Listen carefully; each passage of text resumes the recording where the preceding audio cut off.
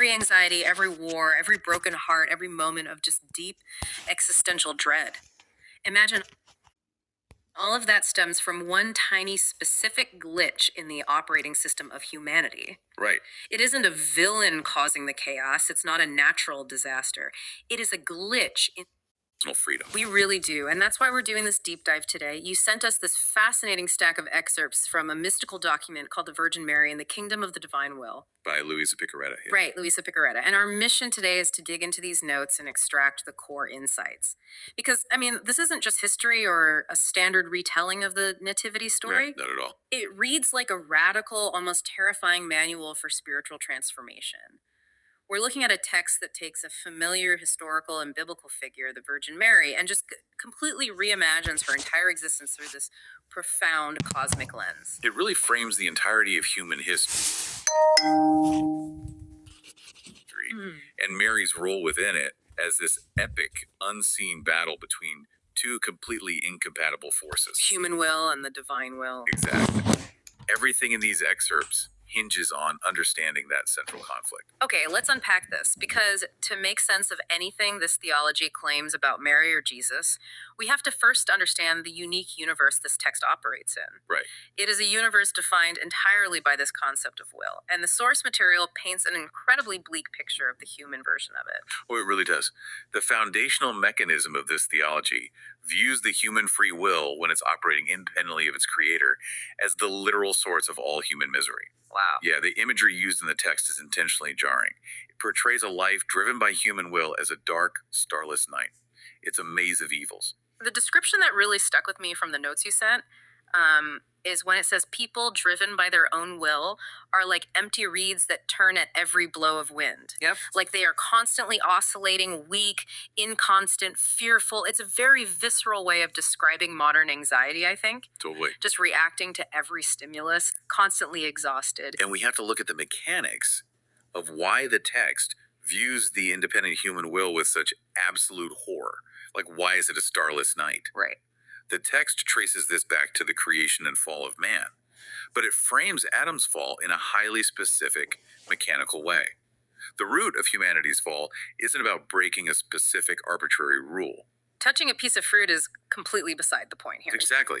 The fruit is merely a symbol for the true catastrophe, which was the active detachment from the Creator's will. Okay. According to this text, God created humans united with his divine will by nature.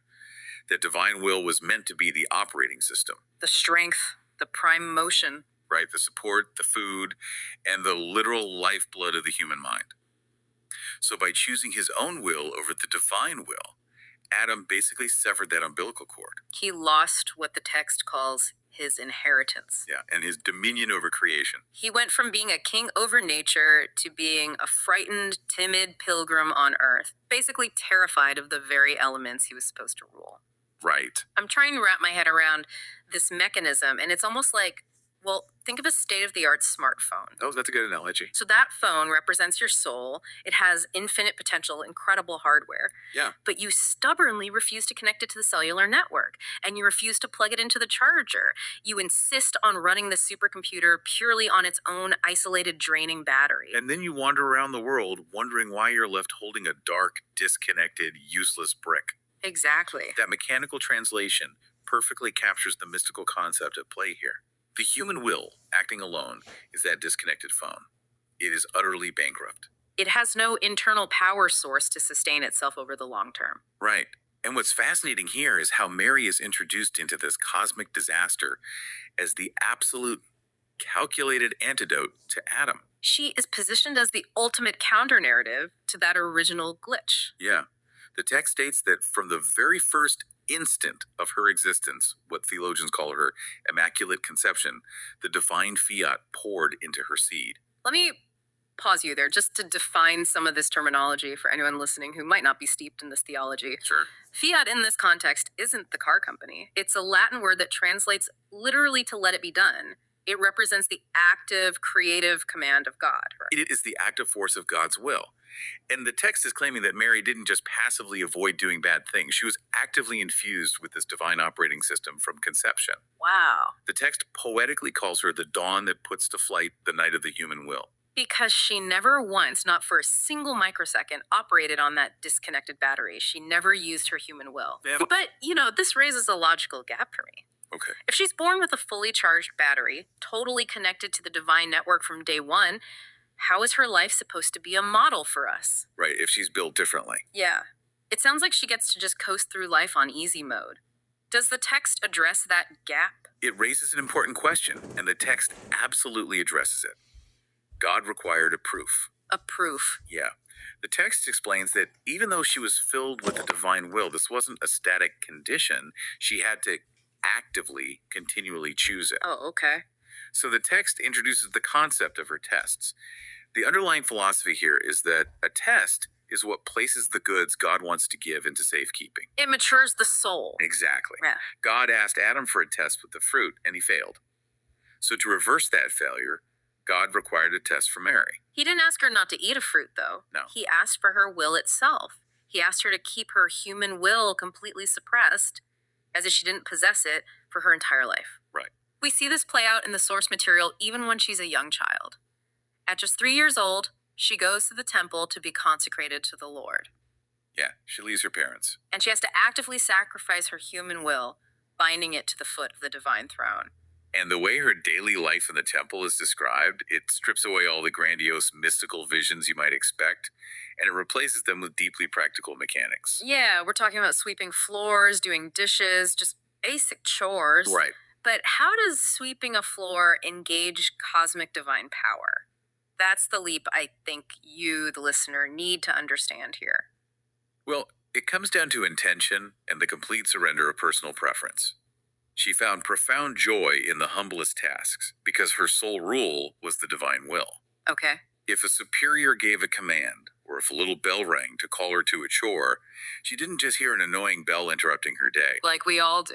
Right. She trained herself to view that sound as the mysterious sound of the divine will calling her into action.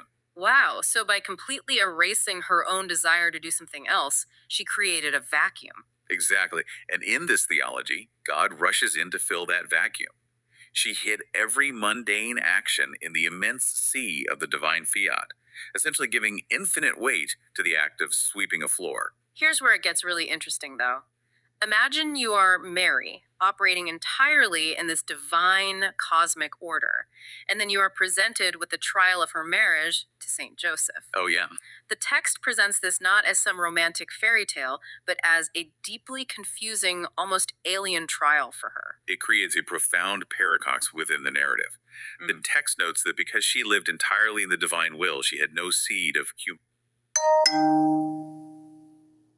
love in her. Her affections were entirely calibrated to the divine order. Right. So being told to marry a man in the human order, to step back into standard societal structures, it felt like a massive demotion. It felt completely contradictory to her sanctity. But she doesn't fight it. She doesn't argue for her own truths or her own preferred path. She just says, fiat, let it be done. She complies because she recognizes that this marriage is the necessary shield to protect the coming incarnation. Exactly. God needed this human structure, this safeguard of St. Joseph, to protect her reputation in a really rigid society. The source material uses the phrase, forming the shadow of the celestial paternity on earth. That's a beautiful way to put it. Which is a very poetic, lofty way of saying God needed an earthly foster father to provide legal and social cover for the mind-bending reality of what was about to happen. Right.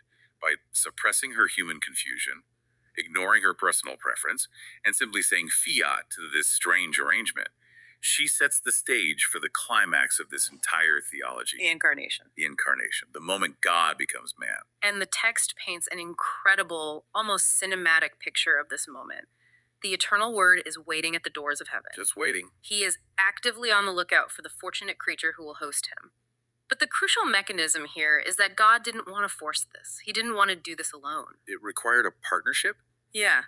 An angel comes to her, announces that the word wants to descend, but tells her that he is literally paused, waiting for her fiat to complete his own. The mechanics of how this fusion works are vital here. The great prodigy of the incarnation happens only when the two fiats, God's and Mary's, fuse together. But how does a human fiat gain the cosmic gravity to pull God down from heaven? Because she had kept her human will entirely suppressed her whole life, her fiat was completely empty of ego. It was a pure void, endowed with the same value as the divine fiat. That's wild. The text claims she actually forms the tiny humanity from her own seed that will enclose the eternal word. It's just a stunning assertion of the power of a surrendered will. Like she gives up absolutely all of her own power, all her autonomy to gain the cosmic power to draw the creator into the physical world. Right. But once the divine will is incarnated in Jesus, the narrative shifts drastically. It really does. It goes from these glorious, triumphant cosmic fusions to immense, visceral, bloody suffering. And this suffering is framed in a highly unique, almost economic way. Economic is perhaps the most accurate lens to view this through. The theology views the subsequent pains of Jesus and Mary not as tragic accidents or bad luck, but as highly calculated transactions. I really want to challenge this concept for the listener because the text gets intensely dark here. It leans heavily into the visceral moments of sorrow. Yeah, it doesn't hold back. Take the circumcision of the baby Jesus. It is described in the notes as a harsh cut that Jesus endures specifically to heal the spiritual cut that Adam made to his own soul when he sinned. And the bloodshed in that moment is described as a literal disbursement before divine justice. It's a down payment to ransom human generations. Right. And later, the flight into Egypt. The text symbolizes this as entering the human will, which it describes as a foreign land full of idols and dark passions, specifically to physically knock down those idols. Exactly. But I have to ask, why the heavy focus on the accumulation of pain? The text refers to Mary's tears and sorrows as little coins of infinite value. Are we just glorifying misery? It can feel like that, yeah. Is this just suffering for the sake of suffering? It can feel incredibly bleak to a modern reader. If we connect this to the bigger picture, it follows a strict internal logic within the rules of this mystical universe. Remember our earlier premise, the human will is bankrupt. Right. It is in massive unpayable debt to divine justice because it's stole the rights of the creator. Humanity is essentially enslaved by this cosmic debt. So we took the smartphone off the charger, ran up a massive roaming bill we can't pay, and now the collection agency owns us. That's a perfect way to put it. Mary and Jesus are not suffering passively because they are victims of circumstance or oppressive empires. Okay. They are executing a cosmic buyout. They are actively utilizing their pains to embalm the human will. Because their actions and their suffering are perfectly fused with the infinite divine will, every pain they endure acquires infinite value. They're minting currency. Exactly. They are minting currency. Minting infinite currency out of raw agony, that completely flips the script on how we usually view suffering. They are paying the debts of humanity to ransom them back from slavery.